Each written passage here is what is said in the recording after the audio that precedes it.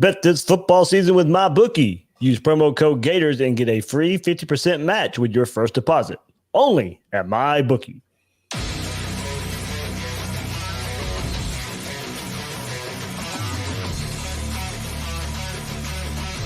Gators Breakdown, because there's never a dull moment in Gator Nation.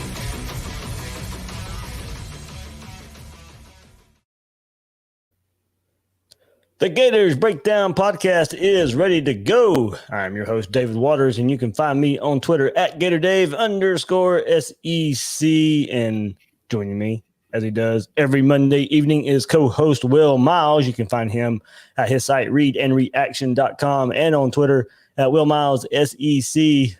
Will, as I said, Monday night, it is 2 days after Florida defeated Georgia. I am still as giddy. I don't think I've quit smiling. That one meant a lot, man. And two days later, I'm still up on cloud nine. Wait, Florida won? I turned it off after 3 minutes in when they were down 14-0, and Grantham was already getting fired. I knew you were going to have a good time with this one more than anything because now you can show your face back in black cheer, and you're allowed to go home and visit your parents. Yeah, I mean, it was pretty apparent after the first quarter that Florida really had some advantages in different places. And you just wondered whether they'd stop shooting themselves in the foot. And then the second quarter, other than the pick six that they opened up the second quarter with, just absolutely blew the doors off of Georgia. And, we knew that Georgia had some question marks at quarterback. Obviously, those came to fruition. We knew Florida had some question marks on defense. I think kind of answered some of those questions, not completely. I think we had some questions about whether the Kirby Smart defense really could flummox Mullen's offenses consistently. And obviously the answer is when you got a guy who's in the running for the Heisman Trophy, the answer is no. So, it's going to be hard for anybody on the schedule to hang with Florida's offense from here on out. Obviously A&M was able to do that, and we'll see if we get a surprise going through. But you got a 2-game lead on Georgia at this point. No excuse not to win the East, which means Alabama's on the horizon. So, it's the SEC every year, right? This is actually kind of a down year for the SEC when you consider where LSU is and where Auburn is, but and even maybe where Georgia is now. But Florida's obviously in the driver's seat. Get another big boy coming up in late December, assuming that the season keeps going and we get to that game in September. But they have positioned themselves in a way that they haven't for the past 3 seasons, really. And, you got to be happy with a win. I mean, for the Ole Miss game, when we won by 16 points, everybody was upset. And you're like, hey, a 16-point SEC win is a 16-point SEC win. When it's over hated rival like Georgia and it's over a team that sort of really flummoxed you the last couple of years, it becomes much more significant. So this is one of those where you hopefully the team celebrated it for a day. Enjoyed some of the laudits that came their way because of all the arrows that have come their way for some of the previous years and also earlier this season. But obviously because of the COVID break, there's no rest for the weary. They got to play another game next week and got to get ready. So hopefully they were back at it today. Well, I realized while I was kind of getting ready for the episode, man, this is the first time you and I get to talk about a victory over Georgia. Well, I started the podcast in 2016, so we had to win there, but you hadn't yet come aboard Gators Breakdown. But then you started in 2017, and then I guess we can blame you for the 3 straight losses. I was gonna say, I'm glad you didn't fire me before we got to this point, so we can come on and talk about it. So I do have a question because inquiring minds want to know who are you yelling at in the parking lot, and what do we need to do in order to get you to yell at people next year before Georgia? Because apparently this is a tradition where when you yell at people in front of Gator Ryan, the Gators end up winning the game. Yeah, so I've run into Ryan the last 2 weeks. So I was heading to the stadium 2 weeks ago for the Missouri game, running to Ryan, and it was around after the tailgate there for Harmonic Woods, and then we had a tiny tailgate in Jacksonville just because of all the restrictions that they had. We got there 2:00ish after tailgating at a hotel, or not a hotel, apartment. Josh, Mayor's son, has an apartment now here in Jacksonville. So we got about 15 of us got together and had a Florida Georgia tailgate, and then was in the parking lot, ran into Ryan again, of course, and how a Harmonic Woods tailgate goes. But this was a light version of it. But sitting there having a good time. yelling, I guess. Yeah, he made it sound like I was yelling at people. I don't think I was yelling at somebody. Well, I was wondering if somebody came up and tried to taunt you or something, and you just No, like it was read on the yells of riot joy. actor. Oh, okay. Yells of joy. Well, so then I suppose you were basically just pre-gaming for what you were going to get to do after the game, because yes. I'm guessing you slept very, very well Saturday night.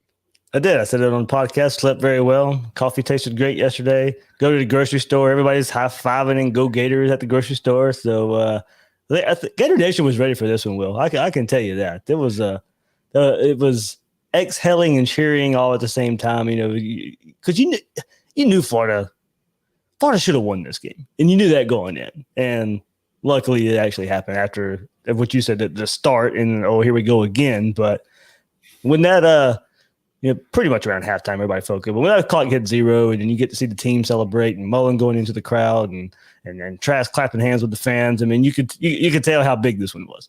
Yeah, well, I mean, it felt a little bit like the Ohio State game back in 2006, where you had the kick return for the touchdown at 7-0. Everybody sort of shell shocked, and then Florida's offense in that game couldn't be stopped. Just went right back down the field, tied the game up, and it wasn't quite like that, but at least the feeling initially was sort of like that, where you're like, oh boy, like the first play, just sort of an off tackle run, and there it goes, a bad angle by a safety. The corner doesn't take on his man. He tries to go around his blocker, and all of a sudden off he goes. And certainly about the worst start Florida could have had, but 75 yards on the first play and something like 200 the rest of the game. So hey, it was a little bit nerve-wracking there in the first quarter, but that's one of the great things about this Florida team. I mean, can you imagine if a Will Muschamp or a Jim McElwain team had fallen down by 14 points? I mean, you really could have turned off the game after 3 minutes. Absolutely.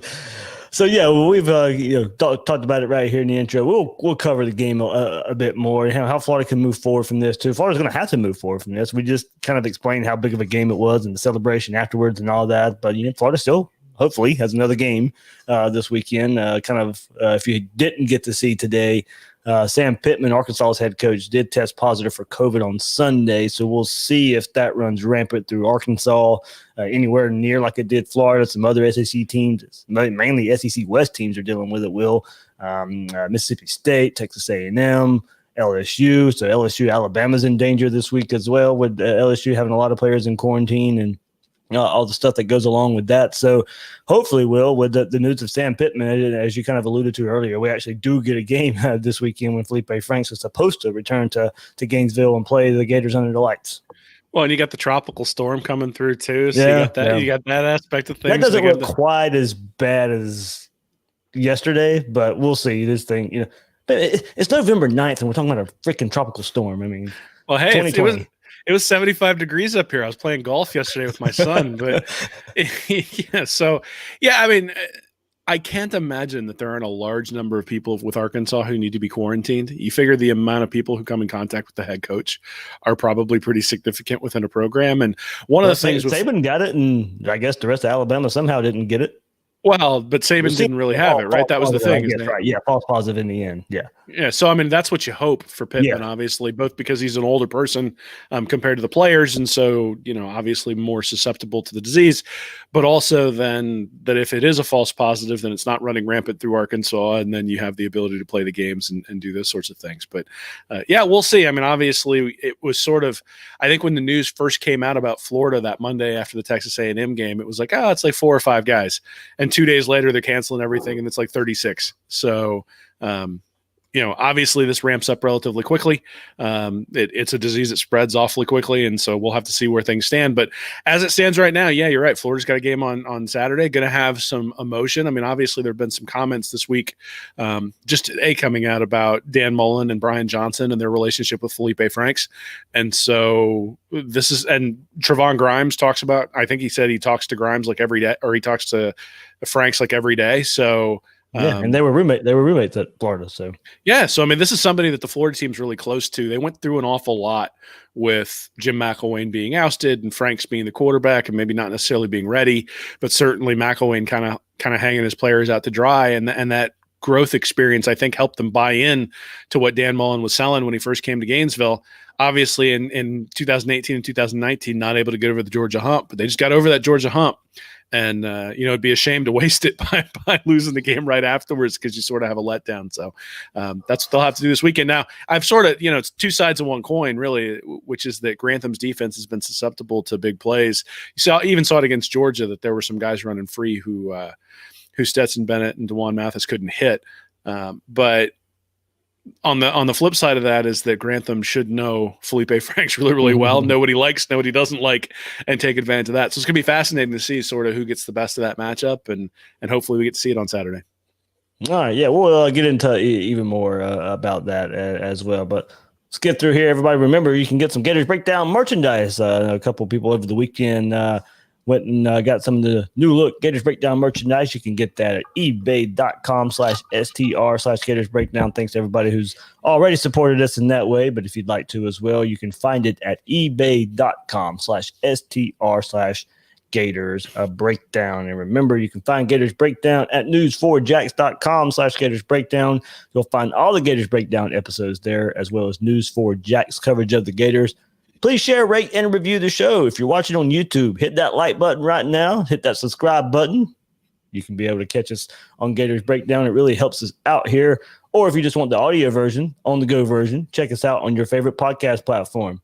Follow Gators Breakdown on social media. We're on Twitter and Facebook at Gators Breakdown. So we'll take a little more look back at Georgia. And we've kind of already hit on the crazy start of the game there. And something that I remembered going back and looking at it, crazy start, 14-0, you're down, but Kadarius Toney and Kyle Pitts not touching the ball until the third drive of the game. The first drive you go 3 and out. You do get a touchdown on the second drive of the game to take it 14-7 Georgia, but then you couldn't really complain about it too much. I mean, you go 3 and out. Okay, well, if you didn't get the ball to Toney or Pitts, you probably wouldn't have gone 3 and out. Okay, well, oh well. Nitpicking at that moment. You score on the second drive, so you couldn't really say much about it there.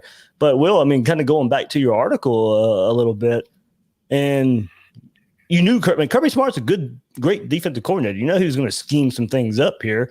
He made it a point for Kadarius Toney not to be able to break loose. Kyle Pitts looked like he was probably well on his way for another big day before he was taken out there. But you pointed out in your article early on in the game that used Pitts in a way to maybe as a little bit of a decoy and set up some big plays there in the offense. You knew the focus would be there for Georgia, and other guys ended up showing up.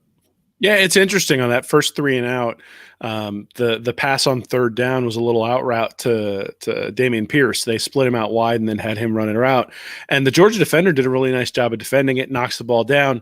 All of a sudden, Florida has to punt. They get that 3 and out. And one of the things that I guess concerned me at that point was on third down, we're going to Dameon Pierce. Like, that doesn't seem like the right thing to do when you're thinking about Trask and Toney and all the other weapons that are out there.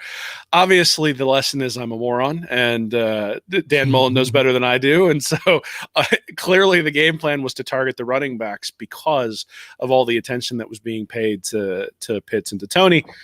And then Mullen did a masterful job, really, the play to Shorter was a great play design where they're going to give a double team to Pitts. It's something that they've run before down in that general range, and all of a sudden Shorter comes dragging across the formation, and the linebacker had to choose: do I go cover the running back in the flat, or do I cover Shorter coming across the middle? He chose to cover the linebacker going into the flat, and then Trask was able to do a really nice job of stepping up and getting rid of the ball, and it turns into a pretty easy touchdown. It wasn't until the second quarter, or maybe about halfway through the first, that Mullen finally started to maybe get a handle on what Georgia was doing and that he was sure about what they were doing.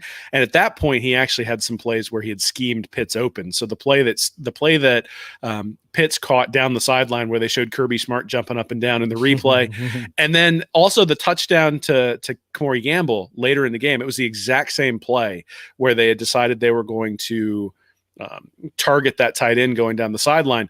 In the case of Gamble, Georgia had a complete bust, and both defensive backs went with Trevon Grimes, who was the receiver for the one. I'm not sure that bust happens if that is one Kyle Pitts. No, probably not. You probably would have followed him. But again, it didn't work against Pitts either. The intent of the play was to make the deep safety choose either I'm going to guard Grimes running a post down the middle, or I'm going to go out and help on the tight end who's running down the sideline.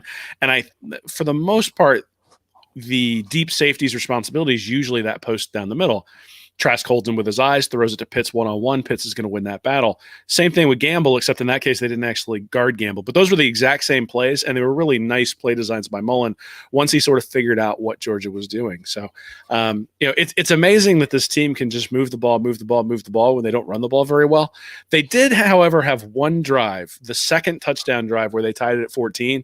There were a couple of things there. They were able to get – after a first down incompletion, they were able to get a 10-yard run for Pitts. It was actually a play where Trask came back and made a nice block to sort of free up Pierce to be able to get the first down. And then the other thing is that there were 2 or 3 times where they had 3rd and 1, 3rd and 2, and they just said, we're going to give it to Pierce, and he's going to get the first down. And he got it every time. There was even a 3rd and 4 they converted on the ground.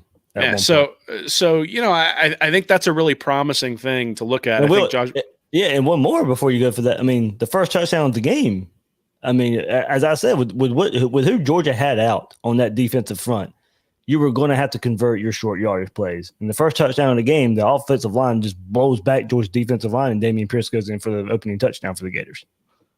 Well, so that was the 14-14, right? The opening touchdown was. Shorter. The opening touchdown was the shorter, but yes. But that's sort of what I was talking about, though, is the getting the touchdown on that third and goal and giving it to Pierce and running it in, because on 2nd and goal they ran Trask on the quarterback power, and I don't think they should run Trask anymore. Is maybe the lesson that we learned from there. But he got him close enough; they were able to run the ball, and again, when the defense is expecting pass, if you can clip a 4 or 5, 6 yard run, then they have to respect it, and it opens it up just enough to where Trask can make a decision. But at the end of the day, the story in this one's Kyle Trask, and the story in this one is Dan Mullen. So the scheme that he used was exceptional for the game. He knew he was going to pick on Monty Rice. He knew he was going to pick on those linebackers, which is funny because you would suspect that he would pick on the safeties because you had Richard LeCount out. But that's not what he did. I think he kind of assumed that what Georgia was going to do is they were going to give their safeties easier tasks, which was going to leave their linebackers having to make more decisions. And that's what happened, right? You wound up with linebackers who had to decide, what am I going to do? Am I going to stay in to try to guard the run? If I take one step in, the running back's past me. And that's what happened on a bunch of those wheel routes. Even when they read it right, the guy came up and hit Pierce, and then he still bounced off of him and turned into like a 40-yard run. So nothing really went right for Georgia on the defensive side of the ball. Trask had a first half, so my stat, yards above replacement, where 0 is average, 1 is good, 2 is Heisman level. In the first half, Trask's YAR was 5.49. So we averaged 13.1 yards per attempt, 26 attempts, 341 yards. So not only the 4 touchdowns, but incredibly efficient. And if I'm a defender, really any defender against this Gator offense, I feel a lot like people did last year against LSU, where it's like no matter who you double, Trask is going to find the one-on-one matchup, and he has gifted enough players to take advantage of the one-on-one matchup when he gets it. And, you don't necessarily think of all the times Burrow dumped the ball off to Clyde Edwards-Helaire last year, but that's essentially what Florida did today. They just said, hey, you know what? The running back is going to be in a one-on-one matchup. That's where we want to go. Kyle, if they leave that matchup open, go take advantage of it. And in this case, because we think they're going to leave the running back open, we're going to send them deep a few times. We're not just going to dump it 3 yards past the line of scrimmage and settle for a 7-yard gain. We're going to really make that linebacker cover. And isn't it nice? For years, Florida has just gotten torched with running backs on their linebackers, and we finally did it to somebody else. It was great. Man, and what gets me, Will, is that's something like it's not even anything we had seen this all year from this Gator offense. We haven't really seen a wheel route, especially the amount of times Florida did it against Georgia. But it's not something I don't think Georgia really saw on film that they could really prepare for. I think this was something that Dan Mullen probably came up with, and you had some time there. With the COVID break, and then you had Missouri, so you had some time to prepare for Georgia in that little break. But this is not a play that's like a staple of a Dan Mullen offense, and that you see something over and over again. This was something he identified in the weeks leading up to the game that he could take advantage of. And we go back to last year. I hate going back to last year's game, but the offense was dealing in that game, and we saw a lot of this, the kind of the same similar offense that we had seen all year, and I think maybe Georgia expected it, and they knew how to defend it. But this year, you go and you see a Georgia defense that struggled versus Alabama in a different fashion than what we saw Saturday versus Florida. But this was a play. This was the type of play, and it didn't matter who the running back was or the tight end running it as well. Just a couple of times, the wheel route was, there's a joke out there, the wheel route's always open. Well, for Florida, most of the time it was Saturday, but this was something we don't necessarily see in Dan Mullen's offense that we got to see Saturday over and over again, just by something he came up with that he knew was going to beat this Georgia defense. Yeah, I mean, I think you've been able to sort of see it develop. So in the first game, you had 3 receptions by Malik Davis for 33 yards. Against South Carolina, 2 for 13. Against A&M, he had 3 for 73. So you could start to see him sort of emerging as a weapon. 2 for 36 against Missouri, and then 5 for 100 in this game. So you could start to see that Florida was at least utilizing Davis in the passing game. The place where it's really started to come along is Naquan Wright had a few catches in this one. I think he had 3 catches in this one. That's only 6 for the entire year.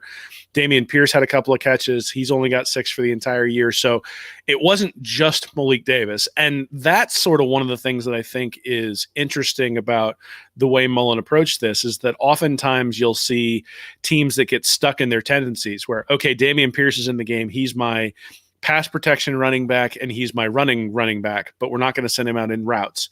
And then I've got Malik Davis, and he's going to be the guy that I've got running sort of the wheel routes and little shallow crosses. And then I got Naquan Wright, and he's going to be the guy I run screen passes on. And each guy sort of had a role through the first 4 games. They just executed the offense. If the wheel route was open with Dameon Pierce running it, they threw it to him. If it was open with Malik Davis, they threw it to him. If it was open with Naquan Wright, they threw it to him. And, here's the reality. The running backs caught 10 passes for 212 yards or something like that. Yep. And so if you're averaging an explosive play every time you throw the ball to the running back, then we would complain about that if that was our defense giving that up, right? So not being able to make the adjustment, continuously getting beat by that is really something that's on Kirby. Like coming out in that second half and still getting torched by the wheel routes. In fact, that was probably the only thing that was really working for Florida there in the second half. To still be getting flummoxed by that is a problem. Hey, for Mullen to keep going back to the well and like I said, the touchdown to Gamble, the long throw to Pitts were the exact same play. So Mullen has a real tendency to be able to dial up similar formations, similar motions against similar defenses. And you saw it, I think it was the Ole Miss game where I think Jordan Rodgers had a bit where he was just breaking it down, showing that Mullen ran the same. I don't think he listened to the press conference today. That was actually brought up. Oh, was it? Yes. So that Jordan Rodgers breaking down that same Zach Goodall from Gators SI had brought that up to Mullen and saying, you saw the Jordan Rodgers feature, you flood one side of the field, and it helps your quarterbacks. He goes, and Mullen basically said, we'll run the same play out of different formations or just a slightly different look. And Jordan Rodgers actually responded on Twitter today. Somebody tagged him with that. He goes, I'm doing that again this week. Well, and he should, because they ran a lot. I mean, obviously the wheel routes, but again, even the throws to the tight end. So the beauty of Dan Mullen's offense and the reason that Kyle Trask is able to run it so well is because it's a bunch of simple concepts out of a bunch of different formations. And then the concepts can be applied. So there's not really a defense that you can run that's going to necessarily stop it if everybody's running on all cylinders. There are very few. You're going to have to win one-on-one battles if you want to shut them down, because Trask is going to be able to find a one-on-one battle, or there's going to be a zone somewhere where he's going to be able to exploit the zone. But you need a guy who's pulling the trigger, who has the ability to see the entire field, go through his progressions, and you need an offensive line that gives you enough time to be able to throw the ball and go through those progressions. But here's the reality. If the play is designed to get one-on-one coverage against Kyle Pitts, and you get one-on-one coverage against Kyle Pitts, Trask doesn't have to do anything all that hard. He just has to throw it up in his general vicinity. The place of the running backs were actually much more impressive. The couple of deep throws to Malik Davis were just right there, right in stride. In fact, the one where they sort of rolled Trask over to the right and then threw back to the running back leaking out, it kind of reminded me of the play that Tennessee almost scored on a couple of years ago, where CJ Henderson chased down the tight end and made him fumble through the end zone. That was kind of what that play design reminded me of. But again, he hit him right in stride, and the defensive back dove and caught him by the shoelaces. And if he hadn't, that would have been a touchdown. So, again, I don't think you can throw out enough superlatives for the way this game plan went.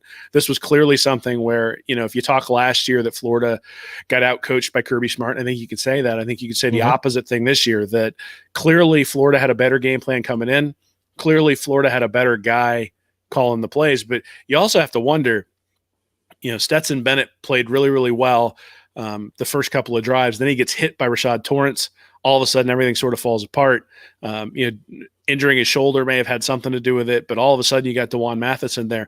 And if you'd have told me at the beginning of the year that Florida was going to come up against Georgia and Stetson Bennett was going to start, he was going to get injured, and then DeJuan Mathis was going to come in as the backup, and Georgia fans would be longing for Stetson Bennett to come back in and wondering why he got benched. I tell you that Florida has a pretty good shot at winning the game, and absolutely. That's the story here is at the quarterback position. Georgia's quarterbacks were awful. 29 attempts, 112 yards total, 3.9 yards per attempt. Their yards above replacement was negative 2.99. So Trask for the entire game was 3.21. So a huge differential in quarterbacks. The only thing that really is maybe not concerning, but the only thing that you come out of that going is, how did we not win by 50? Mm-hmm. This was a game that was, when it was a 13-point game and Trask almost threw that pick six, you're sitting there going, whew, that got awfully close to getting pretty tight when it probably should have been a 25 or 30-point win.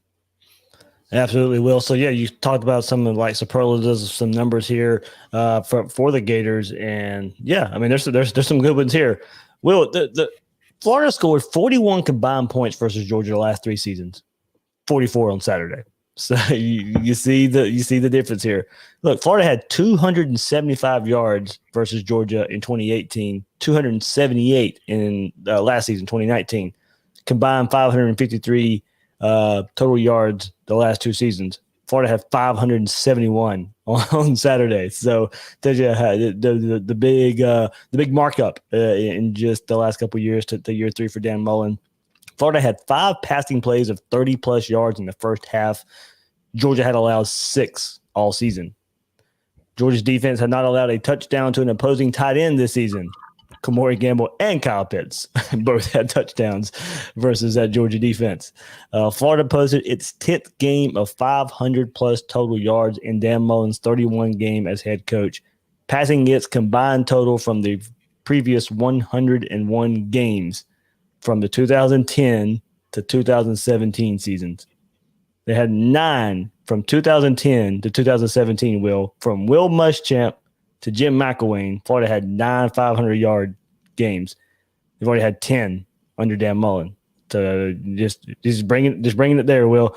And Florida's 6 500-yard games against SEC foes under Mullen are 1 more than its 2010 to 2017 total.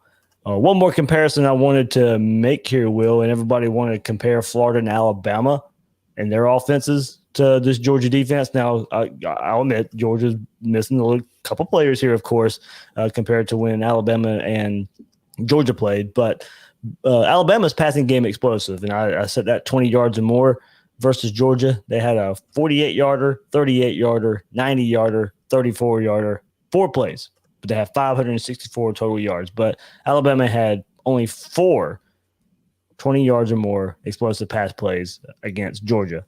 Florida, 39-yard, 22-yard, 34-yard, 50-yard, 25-yard, 37, 24, 35, 21, 9 plays, 9 passing plays of 20 yards or more for this Gator offense versus Georgia. Will, it was, I mean, you kind of total it with everything Dan Mullen has done since he's been hired here.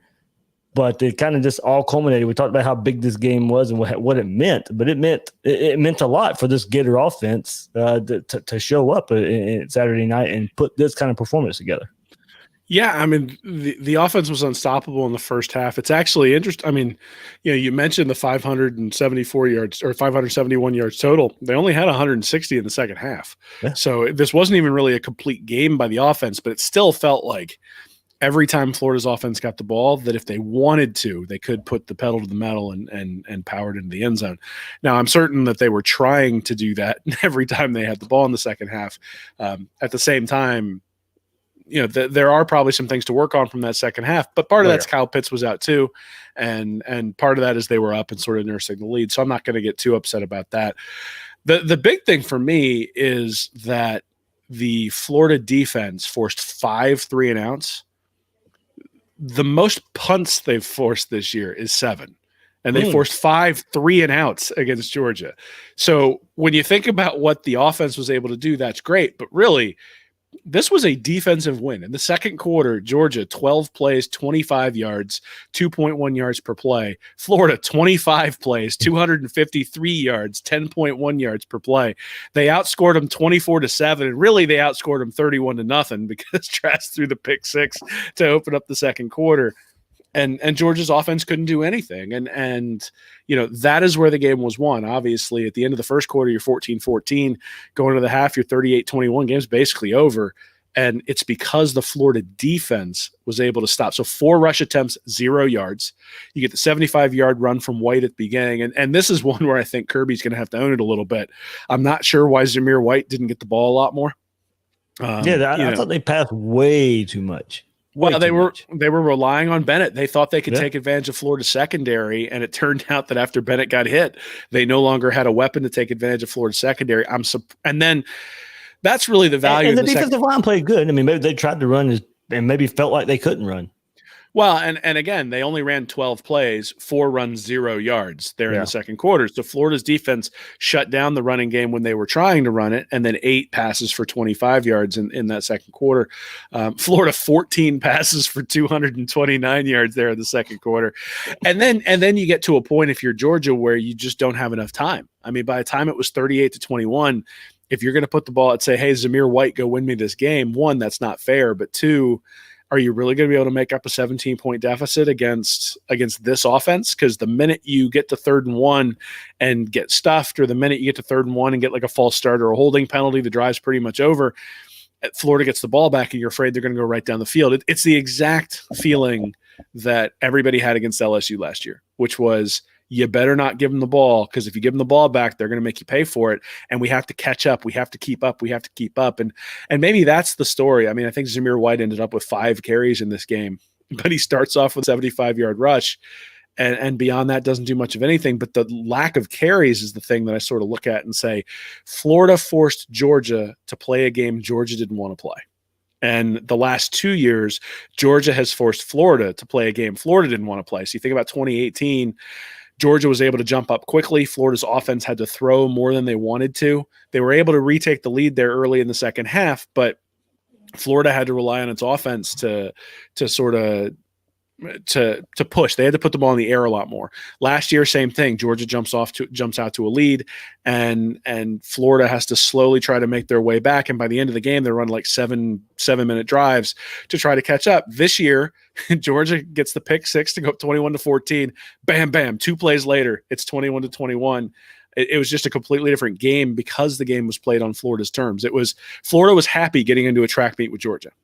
In fact, I would say Florida would want to encourage just about every team on their schedule to get into a track meet with them, because most of the time Florida's offense is going to win the game. Obviously, against Texas A&M, you have the fumble by Malik Davis. That's the reason that game, not the reason, but that's the harm of a track meet, right? Is that if you get into a place where your defense can't stop them, you make a mistake on offense, and it can cost you the game. But Florida made some mistakes on offense. There's no doubt about it. I mean, the pick 6, almost the second pick 6, a couple of 3rd downs that you figure they should pick up, and they weren't able to do it. But at the end of the day, the offense is so much better than what Georgia has, especially at the quarterback position. This one was relatively easy by the time when you really start breaking it down. Well, it just really stresses, and we've said it before, and this is one reason we've talked about offense so much. And granted, another part of it was Florida didn't have one for so long, but it just proves. And Florida gets a quarterback like this, and I'll give an ode to Kyle Trask here in just a second. But I mean, this game has changed. And we brought it up plenty of times. We both love recruiting. We both talk recruiting. We know how important it is. We know how well Georgia recruits, but it's an offensive game right now. It's a quarterback-driven game right now. and we've always said the quarterback is always going to be the equalizer. If you're going to be behind on what we perceive, if you look at recruiting rankings and say, you look at talent and who has more overall, whatever, we've always said the quarterback's going to be the equalizer here. I mean, the game right now proves it. I mean, if you got a quarterback that can go out there and wheel and deal like Kyle Trask is right now, and Florida's got enough talent around him to go out there and put up elite numbers that we're seeing right now. I mean, Saturday was just another example of it. We saw it when Alabama and Georgia played a few weeks ago. We saw it when LSU and Georgia played in the SEC championship game last year. And we're seeing it again with this Gator offense led by Kyle Trask and these playmakers. The game has changed. And if you're going to recruit to a certain style, it better not be just 3 yards and a cloud of dust and trying to rely on a heavy run game, because right now that part of the game is passing people by. Yeah, I mean, so recruiting is about probabilities. It's if you get 5 stars, they tend to turn into outstanding players more often. Now, you look at Georgia's quarterback room, they sort of stocked up on really high-level guys, and none of them have worked out. And you can blame Kirby for that, or you can blame the players transferring or whatever. But at the end of the day, Stetson Bennett was starting in this game. So anybody making a stars don't matter argument, the reality is that Bennett and Trask were probably about equivalently ranked coming out of school, and the development of Trask is really the story. When Felipe Frank, but at the same time, I'm not 100% going to give Dan Mullen all sorts of credit for it, because he had Felipe Franks beat out Trask 2 years in a row. So he can't. I mean, obviously he might have seen some of this in practice, but if he thought Trask was going to be this good, Trask would have been the starter the last couple of years as well. So I think you got to really tip your hat to Trask and say, what an unbelievable story, what an unbelievable performance, and the perseverance to be ready when his number was called, to be able to go out there and be ready. Will Muschamp didn't recruit poorly at Florida. The offenses were putrid, but he didn't recruit poorly at Florida. And a lot of those offensive guys went to the NFL, played in the NFL, or still in the NFL. Absolutely. And there's probably going to be a bunch of Gamecocks in the NFL 3 years from now, but they can't score either. So this is a offense-driven sport at this point, but it's also a head coach-driven sport at this point. And so the head coach has a large effect on everything that goes on, from a recruiting perspective, from a developing perspective, and from an in-game scheming perspective. And you could see that, you look at guys like Trask, you look at guys like, Pitts and Tony and that sort of stuff. That obviously, Billy Gonzalez needs a lot of credit for the progress that Kadarius Toney has made. You need to give a lot of credit to Greg Knox for the running backs being ready and being able to catch the ball to the backfield and being able to execute that game plan. You got to give Dan Mullen a lot of credit for putting that game plan in and taking advantage of the Georgia linebackers. And then you got to give a lot of credit to Kyle Trask for being able to deliver on the entire game plan. All that stuff had to sort of come together. You looked at like ESPN's FPI before the game. I think they had Florida at like a 35 or 40% chance to win. So it's not as though Florida had no chance to win when it came to the experts and when it came to Vegas. In fact, the line kept moving towards Florida as the week went on, as more injury news came out of Athens. And then also just based on, I think, people starting to understand that there were some things that Florida could probably take advantage of. So we'll see, right? I mean, the real recruiting battle is, we know Saban is an excellent coach. I don't know that we know that about Kirby Smart. That's one of the things that's given Florida fans hope, is that, he's recruiting at an extraordinarily high level, but he hasn't necessarily – there have been plays in each season where they've lost games they shouldn't have lost because of decisions that he's made, or offensive coordinator decisions he's made in terms of who he's had on the staff and all those sorts of things. Saban doesn't have those questions around him. And so if Florida gets Alabama in December in the SEC championship game, then Mullen really gets to put that sort of development versus and coaching ability versus recruiting, because Alabama's recruited at a level either as high or higher than Georgia. And Saban's an established coach. If Mullen wins that game, you tip your hat to him and say, exactly what we've been saying from the start, which is the recruiting for Florida is at a place where historically SEC championships have not come. But you didn't have the transfer portal. He's brought an awful lot of talent that way. He's obviously a world-class developer of players. I mean, you look at Mississippi State, the guys who've gone to the league from Mississippi State at a higher rate than you would normally expect based on the recruiting rankings. And so, hey, if he gets the job done, I'll gladly tip my hat and say that I was wrong, that the development and the coaching, if you've got a special coach, is part and parcel to having a winning program, and, have to take that into account. That's one of the things about looking at numbers and statistics, is that when somebody comes and proves you wrong, you got to say, is that an outlier? Is that something that I missed? in the numbers, or is it a combination of both? And I'm certainly willing to reconsider. And if it means that Florida's playing for the national championship, then I'll be glad to reconsider. Absolutely. Absolutely there. Quick word from sponsor at MyBookie. Will, Gators, 17-point favorites over Arkansas at MyBookie. But here we go. Late fall starts for college football, the NBA bubble, UFC Fight Island. It's clear 2020 has been a year unlike any other, which is why you need a sports book with offers unlike any other. Get some skin in on the game with MyBookie, where odds boost, lightning deals, and free bets await all season long. And with Turkey Day right around the corner, there's really no better time to feast on some NFL action.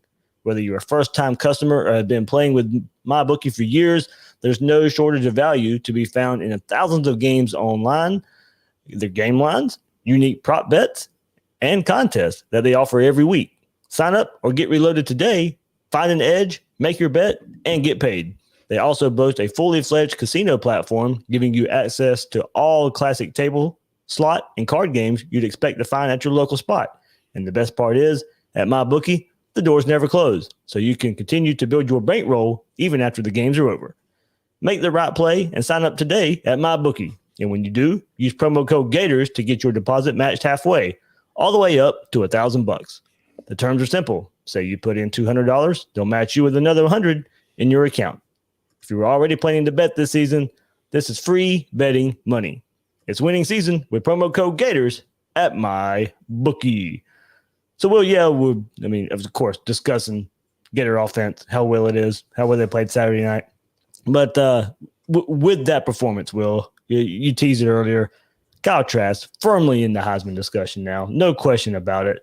Good for him. And we were waiting for that moment. Had the Georgia game last year, came into that game, kind of playing so well and didn't have the best day. And fast forward a year later, he's breaking records left and right. But there was still that last hurdle, and he passed that with flying colors Saturday versus Georgia. Finished with 474 passing yards, second highest total in school history, and just 8 yards shy of Tim Tebow's single-game school record of 482 set in the 2010 Sugar Bowl. Trask set a single-game school record for passing yards against Georgia by the end of the third quarter. That was at 412 passing yards. Joined Danny Werfel and Shane Matthews as the only Gators in history to throw for 4 touchdown passes versus Georgia. Florida's 474 passing yards were the highest total allowed by Georgia defense since October 21st, 2000, when the Bulldogs ceded 528 passing yards versus Kentucky. Trask and Danny Werfel are the only Gators since 1990 to throw 4 touchdown passes in 5 different games within a season. Werfel did it 5 times in 1995. Trask joins Danny Werfel again and Rex Grossman as the only 2 Gators in history with multiple 400-yard games in a career. And Trask joins Rex Grossman as the only other quarterback in Gators history to post 4 300-yard passing games against SEC teams within the same season. Well, he's absolutely made the most of his time so far as a Gators quarterback. Got the biggest win of his career Saturday versus Georgia. The team needed it. He needed it. And he put himself, as Nick said yesterday on the podcast, he's mad he won't be able to go to New York with all this because Kyle Trask probably should be in that conversation, should be in the finalists there. But started the season versus Ole Miss, started getting on he was on some preseason Heisman list, had that performance versus Ole Miss, shot up the boards, get beat by Texas A&M a couple weeks later. Kind of everybody forgets about him a little bit.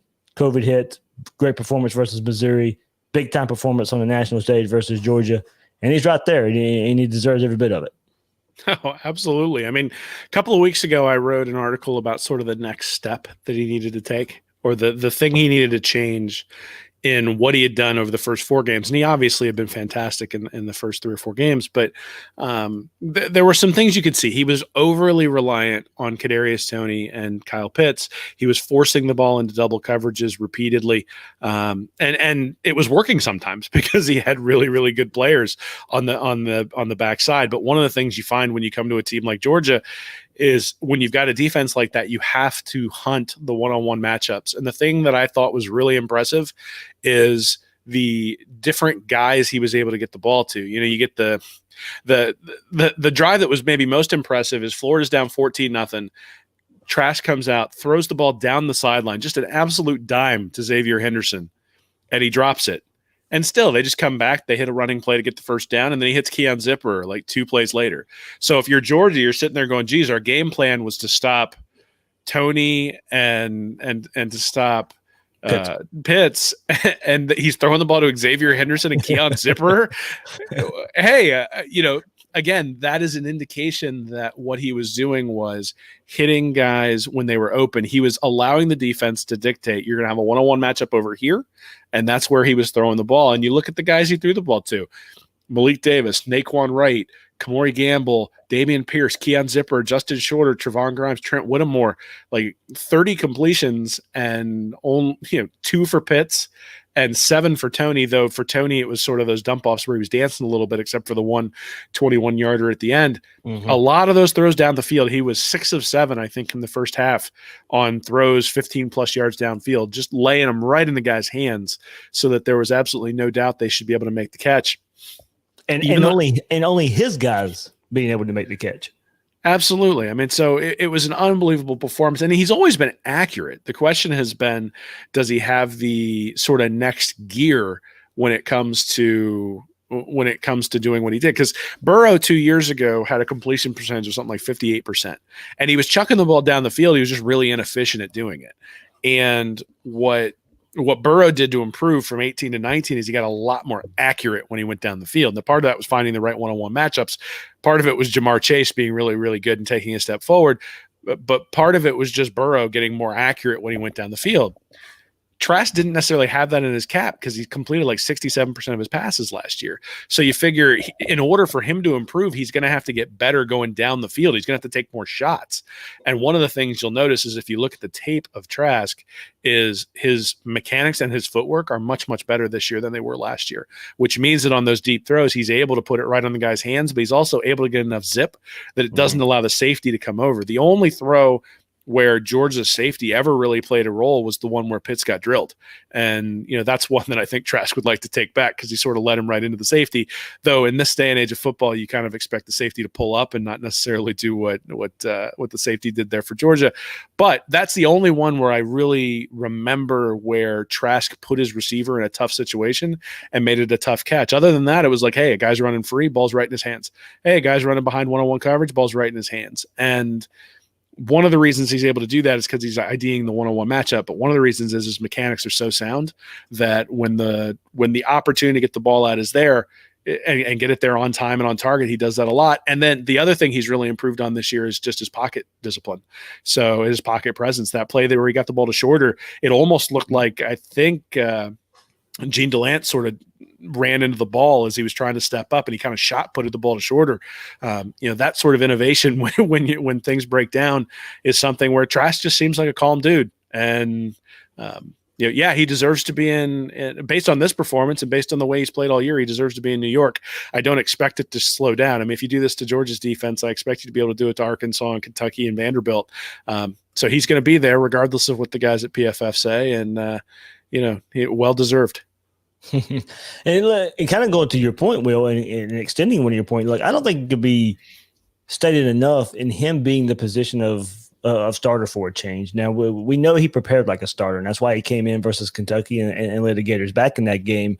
But now he had a season worth of starting film to go back and review, and now to pair that with the preparation, a year of watching film with Dan Mullen and Brian Johnson working with you. And let's not forget, not in the normal offseason due to COVID, and we saw it versus Georgia, the ball placement, a touch that he showed on the Pitts and Grimes touchdowns, all the wheel routes. He's on point and showing attributes he didn't show a whole lot last season. And last year, it was done with a bevy of senior wide receivers last season. He continued that this season with Pitts and Tony leading the way. And then those two guys weren't much of a factor versus Georgia. And he goes and gets everyone else involved, to your point there. And look, probably the biggest thing for me in looking at all this and pairing him with Dan Mullen, there was a lot of talk of a Mullen offense, and that offense being led by a running quarterback or a dual threat quarterback, and how you have to have that dynamic of a quarterback for Mullen to have a really successful offense, an elite offense. Well, Look, I can safely say that Dan Mullen's offense will be based off the best quarterback on the roster. And, hopefully moving forward, kind of go back to your point with the hopefully phrase thing, hopefully we get to a point where, we kind of move, past that. But you could, if the best quarterbacks on the rosters play, and there's not really a set style anymore with Dan Mullen after this performance, what we've seen from Kyle Trask the last couple of years. We're seeing an elite offense in different ways in a Tim Tebow and a Dak Prescott led offense. And look, I know many of you out there, and credit to you, proclaim Trask to, should get a chance to be a starter, get a chance to prove that he can be a starter for the last couple of years, and before he did, and kudos to you. I didn't believe he'd amount to much, but either way, no one envisioned this, and I'm proud that he's put the college football world on notice again by his performance versus Georgia, and setting up for more as the season goes on. Yeah, I think there's a couple of things. Is that Jake Fromm for 3 years, I'm sure, was watching plenty of film, and he never really got any better. And so I don't know that it's necessarily just the amount of work. Now, I don't know how hard Jake Fromm worked, but I suspect he worked pretty hard. So Trask, I think, in some capacity was underrated coming out of high school just because he didn't have the ability to start and show what he could do. I think that if he'd gone someplace and started somewhere, probably he doesn't end up at Florida because, Nussmeier and McElwain wouldn't have been able to recruit him in, because he does have an awful lot of ability. And in fact, that was one of the conundrums back in 2018. I had sort of a running feature where I was going through all the different quarterbacks and making a case for whether they should be the starting quarterback. And the problem is that there just wasn't a whole lot you could look at. You're looking at garbage time of high school football in Texas trying to figure it out. Now, his stats indicated he was going to be accurate. His film actually indicated he was going to be pretty accurate too. The question was he going to be accurate like Luke Del Rio was accurate in terms of being able to, just sort of hit dump offs and things like that? Or was he going to be accurate like Joe Burrow is? And it turns out that he's much more Burrow than he is Luke Del Rio. And obviously we're better off for it. In terms of in general, I think nobody can foresee these sorts of things. These leaps don't happen. These leaps don't happen very often. And I think that's one of the things that I hope Florida fans take out of this is in a year where you've got a pandemic running rampant through all the different programs in college football and everybody's stuck at home and you got quarantines and lockdowns and all this sort of stuff. You're seeing something really special having a guy who plays like this. And hopefully everybody in the Florida fan camp takes notice that, when Tim Tebow was playing, he was a different kind of special, but we all obviously realized what we had once Tebow was gone. Hopefully people realize that with Trask now and realize that with this team, right? That the offense is a special unit, not just because of Trask, but because of the closeness of the team and the ability of the team to band together and pull off these game plans. Because one of the things that was interesting about last year's team is you've got those 4 senior wide receivers and no one cared who got the ball. And you look at a guy like Van Jefferson, all of a sudden he's in camp with the Rams and they're like, wow, this guy's really good. And it's like, yeah, he had to sacrifice showing that in order to allow his teammates to shine and in order to allow Trask to throw the ball to everybody and throw the ball to the right guy. And that's one of the things I think is maybe a lesson from last year's team and even this year's team, that it doesn't feel like anybody cares if Pitts gets 9 catches, and it doesn't feel like Pitts cares if he only gets 2 catches and is a decoy the rest of the game. This team maybe one Jacob Copeland. It is what it is. But, even Copeland, he can put whatever he wants on Twitter or Instagram. But at the end of the day, he was instrumental in freeing up guys on those wheel routes. He was a guy who was running the pick that was freeing up Naquan Wright and freeing up Malik Davis on those plays. And, the ball didn't come to you because you were double teamed. But the double team opened up your teammate to be able to torch your big rivals. So, regardless of whether somebody's being loud on social media after the game, did his job. When he did his job, the ball didn't come his way, but it opened up other things. And that's one of the things. This offense is special for a lot of different reasons, but one of the reasons it's special is that a guy like Naquan Wright can be a really valuable contributor, is because a guy like Malik Davis, who we, haven't seen since 2007 be this kind of running back, can go out there and contribute. And because Kadarius Toney has worked his butt off to become a complete wide receiver, because Kyle Pitts is just an absolute monster out there and a matchup nightmare, even Trevon Grimes, who you sort of forget is out there, because of all the other guys who were going out there, and they got him in one-on-one. That back shoulder throw puts the touchdown down at the end of the game. That was not an easy catch. Oh, no. And to make that catch, it was the only shot they had because the clock was running down. They would, if it had been incomplete, they would have had to kick a field goal. Instead, it's 34-21. You're not really out of, you haven't really put your foot on Georgia's throat. Instead, it's 38-21, and you feel really good going into halftime and go. The question I was asking was, are we going to put up 60? Like, is that what's coming here in the second half? Is Mullen going to start calling timeouts midway through the third quarter to make sure that they score? Like, those are the sorts of things you're asking. This is a special offense. I hope people don't take it for granted. It doesn't happen very often. We should, coming out of the desert of McElwain and Nussmeier and Muschamp, we should really, really embrace the fact that this offense can just go up and down the field. Because even with Dan Mullen at head coach, if you don't have a trigger man like Trask, if you don't have the weapons that he's got out there, the offense will come back to earth at some point when Trask is no longer quarterback. And hopefully we remember how special this was, because this truly is a special thing to watch.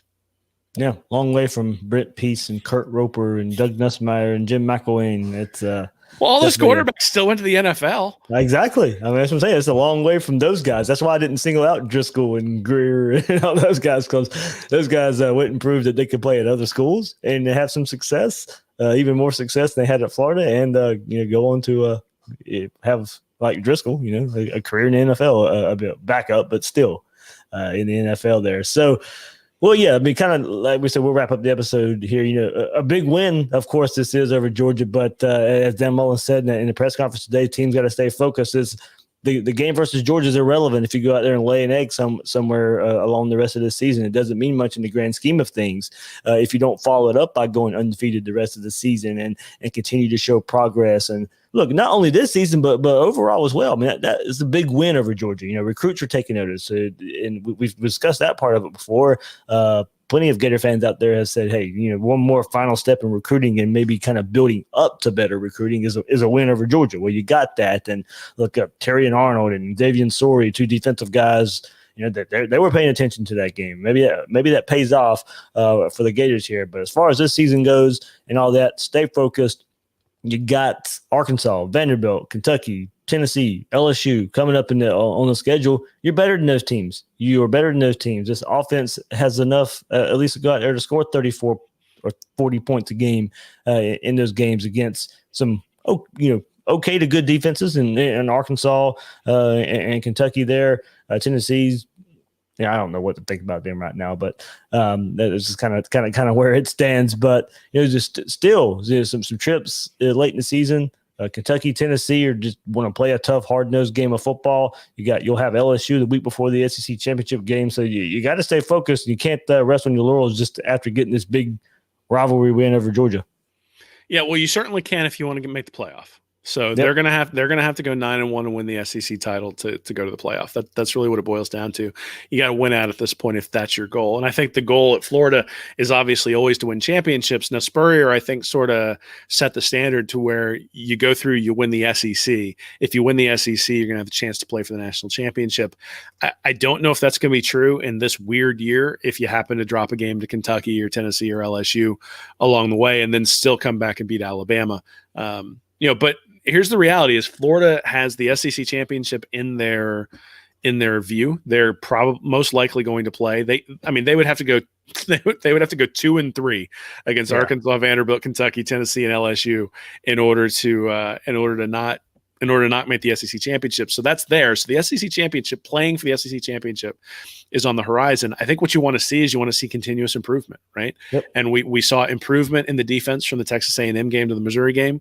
I think we saw some improvement going from Missouri to Georgia. I think there are still things to work on the defensive side of the ball when you look at some of the guys who were running free and obviously the first play of the game. So you'd like to see them take another step forward against Arkansas.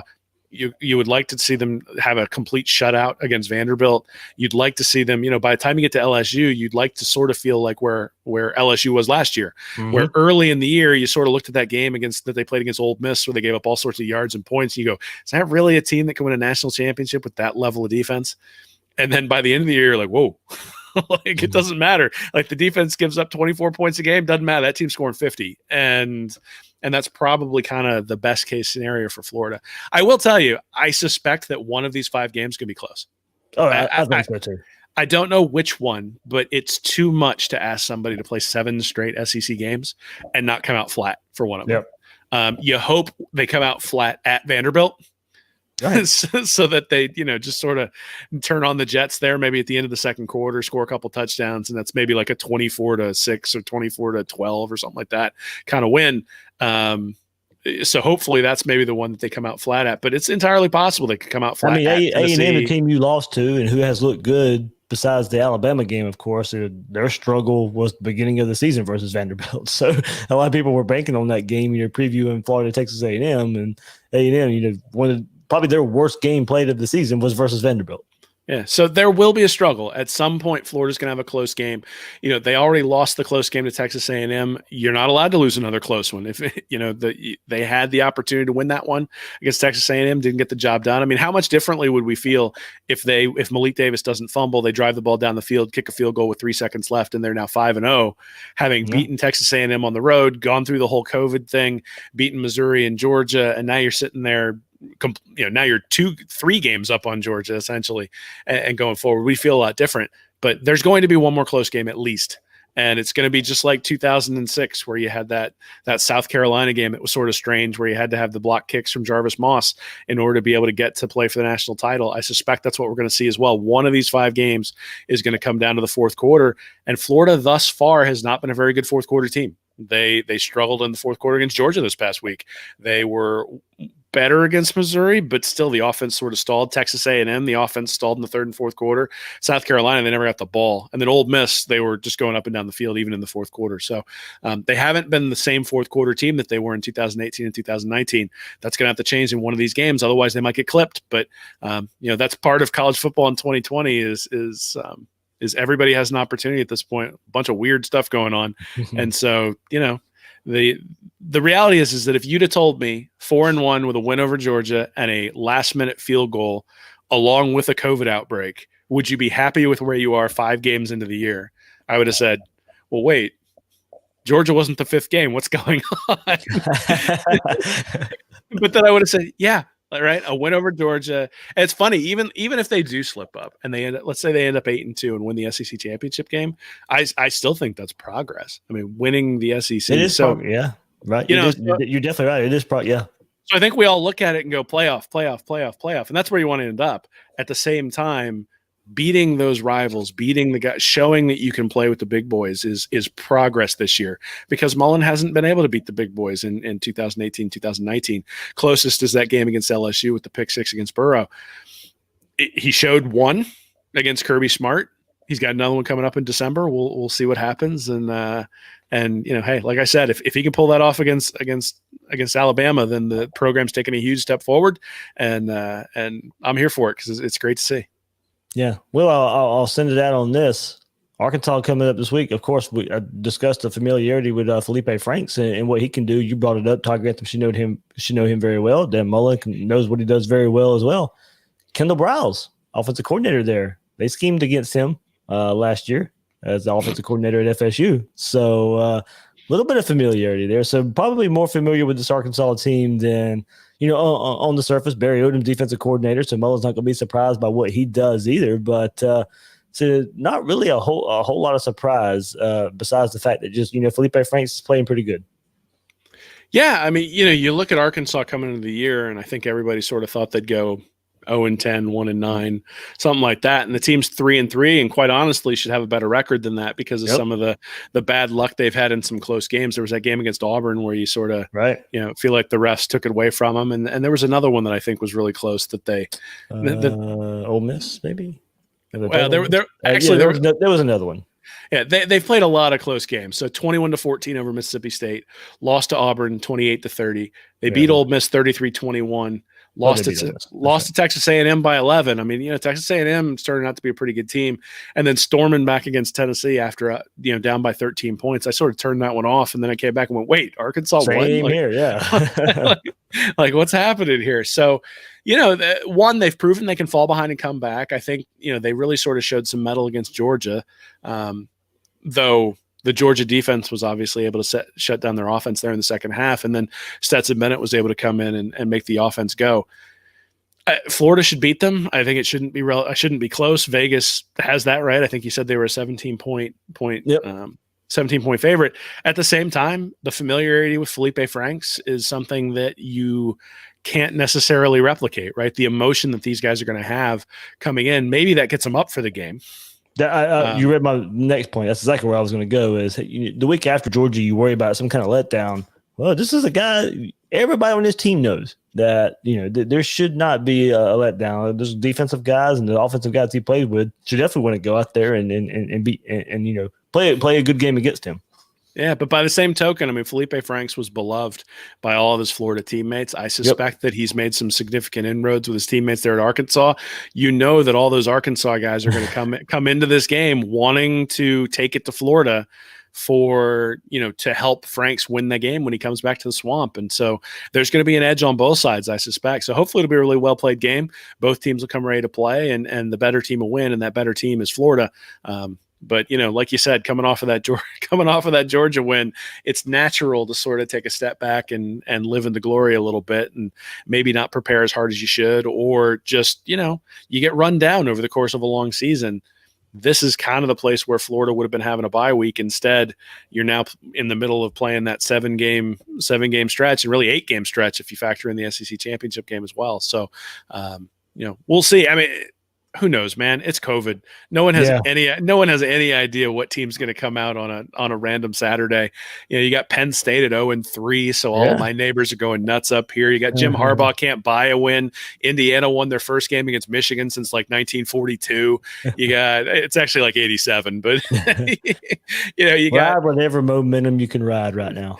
Absolutely, and a couple of weeks ago, before the Missouri game, I remember you saying the season could go one of two ways, right? The guys are either going to band together after the Texas A&M loss and come out, and the defense is going to come out charged up, and they're going to put together a huge win over Missouri, and they're going to show that the team that they are is better than the team that lost to Texas A&M, or they're going to come out and they're going to fall apart because the secondary is going to be missing, and Kyrie Campbell can't really make that big of a difference. And the defense can't stop anybody. How are they going to stop anybody with people out? And you just didn't know how they would come back from the 2 weeks off. Absolutely. And the team came out and not only did they deliver a message, but they also delivered a few punches, and then came in against Georgia. You got Mullen dressing up like Darth Vader and ticking off all the media and, all the election craziness that was going on. You got Bianchi comparing him to Trump. And, I tweeted out, I was like, after beating Georgia, he really ought to come out in a dark helmet costume from Spaceballs for this press conference. But apparently they told him to tone it back. He just came out in his Gator polo. So I was a little bit disappointed with the post-game presser. Dan needs a costume for every, he should have worn the Darth Vader one again, just because he won last week. Like, people are superstitious. That would have been funny. Gotta bring that one out again. Yeah. That would have been good. Even take the time to maybe even face paint like Darth Maul. Go really crazy with it and see what people got to say with it. He could have come out dressed like Bianchi. Like, look, you and I've talked about it. If you don't win and you do things that are eclectic, and people are going to criticize you. The minute you went, nobody's criticizing. There was the one guy who was criticizing Mullen. I think Mark Long was criticizing him for jumping into the stands but he's like, well, at least he has a mask on. It's like, yeah, he's immune, guys. He's also already had COVID, so like he's got antibodies. But you got a few odd people who make those sorts of judgments about him. But here's the reality: is when you win, all of a sudden all that stuff quiets down, and you almost wonder whether coming into the Georgia game, the Darth Vader stuff and the criticism of Mullen and things like that just sort of freed up his players to, I think, the fight too, I think, at least in some ways, said, hey, our coach has got our back. Well, and beyond that, the ramifications from the fight were not, oh, can you believe Zach Carter got himself suspended for the game? It was Dan Mullen instigated the fight. It's not Carter's fault, was sort of the media narrative that came out of that. So Mullen just took it all on his shoulders. There was no pressure on his guys coming in. And, in past years or past coaches being down 14-0 to Georgia, they would have probably folded. right? They would have said, I'm down 14-0. Nothing we're doing is working. The pressure is too much and we're going to fold. But in this case, I'm not sure they felt much pressure the week coming in. I think they just prepared. I think they felt comfortable that their game plan was good. I think once they started hitting the running backs against the linebackers, they realized, they can't stop us. And the minute that started, it was once they saw everything they put in the week of and it was working, they're like, okay, yeah, we're in our bag right now. We got this. Yeah. So, hey, if Mullen keeps beating Georgia, it doesn't matter what he says. Nobody's going to be able to get rid of him, and nobody's going to want to get rid of him. It's only going to be if this is a once-off that he'll have issues. And hey, that's the way he wants it, right? Mullen has never been somebody who went out and said, "I want to please people and I want to be well liked." He's cared about being liked by his players, and for all the things that people say that are negative about Mullen, one of the things you do notice is that all the players that he has coached for 3 or 4 years universally love the guy. Now, you'll talk to recruits who don't necessarily feel that way, but once the guy gets on campus, people who spend a lot of time with him end up being really close to the guy. And so, I think that's had a lot to do with getting older, mature guys in the transfer portal too. Those guys talk to each other. And I think, hey, you're at this point in your career where you need something to happen. And look, the track record at Florida at least says those guys have come in and did some things and have actually helped themselves before they end their college careers. Absolutely. I mean, again, you look at the transfer portal this year. I mean, Lingard has not been a huge contributor, but that's because the 3 guys in front of him are playing really, really well. Brenton Cox has been a key contributor to the defense. Shorter starting to find his way. Yeah, a little bit. So, the risk of the transfer portal is you bring in a guy, he uses a counter, you're bringing in a guy because you have a need that you weren't able to recruit in, and then you're able to, and you're trying to paper over deficiencies. Well, in this case, they've gone out, targeted guys who are highly talented, and they've found guys who have hit. Even, Grimes is another guy who was somebody through the transfer portal that they were able to take advantage of and had him for 3 years now. But that's one of the things that I think is interesting when you look at so somebody tweeted out that, and I put it in my article, that Kirby Smart's now 0-7 against teams in the top 10 of the 24/7 roster recruiting rankings. And that made me go, look, because Florida's 8th overall in the talent, and they have never placed anywhere near 8th. I mean, I think the best they've placed under Mullen from a recruiting perspective is 9th. And so the reason they're up at 8th is because of all those transfers he's brought in. And the difference between the team that's ranked 1st or 2nd and the team that's ranked 8th is relatively small. If you're bringing in classes that are ranked 14th or 15th, not bringing in a bunch of transfers, well, that's a much wider gap. So the transfer portal's helped him close the gap. Obviously, he's hitting on those guys in the transfer portal at a rate that is higher than their recruiting ranking, because typically, even 5-stars only convert into guys who make it to the NFL like 65% of the time. He's hitting on every single one of them, which says something about his ability to evaluate a guy who's got college tape. It also says something about his ability to utilize a guy whose skills were maybe underutilized someplace else. And I don't think anybody's ever doubted that Dan Mullen's an outstanding coach. But like I said, he seems to care whether his players love him, doesn't care what anybody else thinks, and he's going to do what he thinks is best for the team. And it led to a win over Georgia, so more power to him. Yeah, I think we when it's all said and done, whenever Dan Mullen retires or whatever, I think we'll come back to this little 2-3 week stretch right here on the field, off the field. And, if he goes down as one of the Gator greats, I think we can go back and look at, October, November of 2020 and say, that right there, you can say 2018, 2019 was the start of it all, but I think you can kind of pinpoint to a place to where maybe the Avalanche fell one way or the other. Well, and you could say the same thing for Georgia. One of the things one of the things that I really started to think about both before this game, but then even more so afterwards, was the 2008 and 2009 Alabama teams coming in and playing Urban Meyer's Gators, and that those Gators the Gators won in 2008, won the SEC championship, won the national championship, and then 2009 Alabama came in and took it to them. And if you go back and look at the people who were involved with that Alabama team, they did a lot of things with Florida in mind. Like that was their sort of singular focus during the offseason, was getting better so that they didn't lose in the SEC championship game again. And, from that point on, Urban Meyer all of a sudden started having health issues, and then he's there then he retires and then unretires, and then, leaves and says the program's broken, and goes to Ohio State, and all of a sudden is eating Papa John's pizza and we're laughing at him. Like the sort of the downward spiral of the Florida program after that was really sort of the demarcation line, was that 2009 loss to Alabama. Now you could say that maybe the cracks in the program were already really visible if you looked at it in 2008, and sort of some of the guys that they were bringing in. I mean, but they brought in like the number 1 recruiting class right after they won the national championship. So it's not as if they were bringing in chopped liver, but a lot of those guys just didn't turn out. You know, you start to wonder. I mean, you see all the stats where people put out there about Kirby Smart having a worse record than Mark Richt through however many games he's already coached.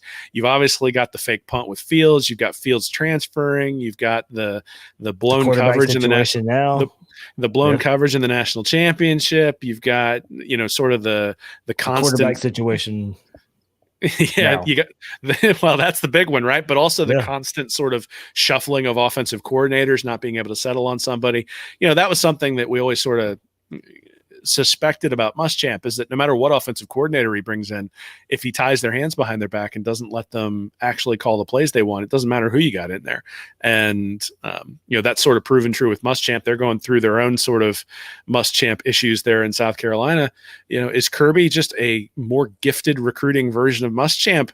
If I'm a Georgia fan, I'm concerned about that. I mean, I'm sitting there looking at it going, you know, when he had Fromm and sort of fell into a quarterback who was that good. Because remember, Jake Eason started that year, falls into Fromm, ends up in the national championship. Everything sort of falls right, where you've got McElwain just falling apart at Florida. And, you know, you look at the teams that they beat. They lost to LSU, I think, big that year. So the only other real high quality team they played before they got into the SEC championship was they lost to Auburn and then beat Auburn in the SEC title game. Yeah. So you know, so they didn't have to play Alabama in the SEC championship game, then play them in the national championship and blow the coverage. But even more than that, got really conservative once they got ahead. And then you have the backup guy coming in. So not to make this a Georgia show or anything, but we got to throw some Schadenfreude that way since they're our main rival. And it just shows you, Will, when you have a chance to win the title, you better do it. Because you can sit there and say, oh, we'll be back and we're this close and we're recruiting so well, it won't take much to get there. Georgia should have won that game. They should have been national champions in that game. That's how close they were, and they haven't been back since. Well, they should have been back the next year. They should, and playing that SEC championship game where Hurts comes in and leads the comeback as well. And you know, you start thinking about the difference between Saban and Smart is that Saban wins those big games. He's lost a few of them too, but you look at the overall record for Saban, it's pretty good. And I haven't fact checked it, but for Smart to be 0-7 against teams in the top 10 of the 24/7 recruiting team composite, like that says something about your ability to coach. And I think the scores are not even that close either. Oh no, he's lost to LSU big, lost to Florida big, he's lost to Alabama a couple of times, lost to LSU big twice actually, and then the Auburn game as well. I think that Auburn game, that 2017 year, was large gap as well. So yeah, and then the inexplicable losses like the one to South Carolina last year, the Tennessee game that they lost on the Hail Mary with like 11 seconds left when they were kicking off after hitting the long touchdown.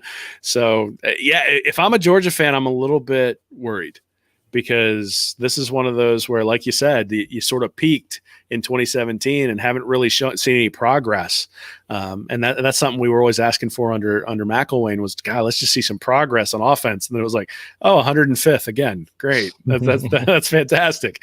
And, you know, Dan Mullen, give him all the credit in the world, right? I mean, after the Georgia loss and the Missouri loss in 2018, that team looked like it was dead. And they were down by, like 17 or 21 points against South Carolina, and were able to find a way to win that game and then went on a run.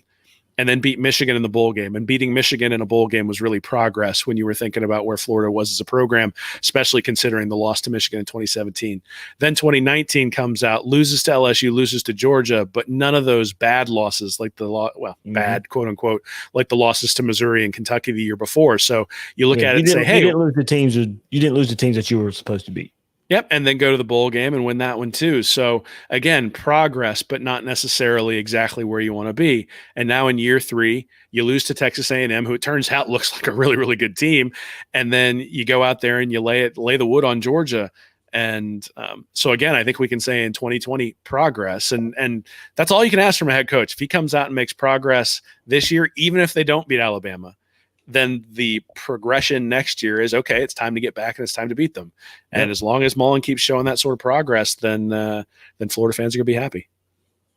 All right. Good stuff. Went a little bit longer than we normally do here, but hey, look, this was the win after Georgia. There was plenty to talk about and plenty to gloat about. So, yeah, I'm just disappointed I couldn't get your buddy Robbie to agree to bet on like singing the opposing fight song back when we had him on over the summer.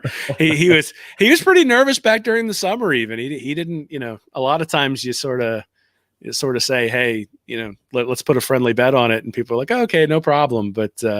He wasn't willing to do it back during the summer, and I guess good for him because he doesn't have to come on and sing the Florida fight song for us. Yeah. All right. Finally got one over Georgia. I'm happy, Will.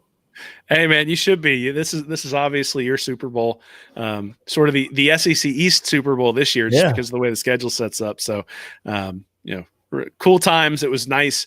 One of the great parts about college football, especially when you're following one of these big time teams like we do with Florida, is just the camaraderie of all the people. And considering the year that we've had with the lockdowns and COVID-19 and all that sort of stuff, this year does feel a little bit special, being able to share an experience with people, whether it be on Twitter, whether it be through the podcast, whether it be through my website, share an experience that we're all sort of pulling in the same direction. And then throwing shade at the opposition in a way that isn't necessarily life or death. It's just, fun because, we hate people from Georgia, or hate people who went to Georgia. But, at the end of the day, like being able to pull together, being able to have that sort of camaraderie has been really great. And that's one of the things that I love about college football. It's one of the reasons why I pay so much attention to it, even though I'm up here in Philadelphia. And, it's just, it's great. So thank you everybody for listening. Thank you everybody for interacting. Cause in all this time with all the limitations we have in terms of who we can see and what we can do, it's great to be able to have some people out there who are pulling in the same direction and contributing in our lives, hopefully the same way we are in theirs.